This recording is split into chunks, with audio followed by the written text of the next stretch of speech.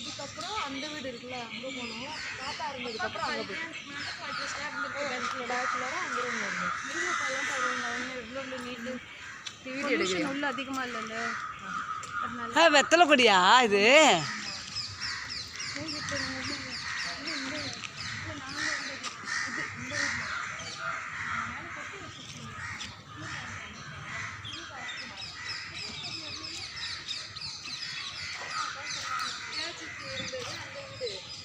இதுதான் நாங்கள் இந்த வீடு.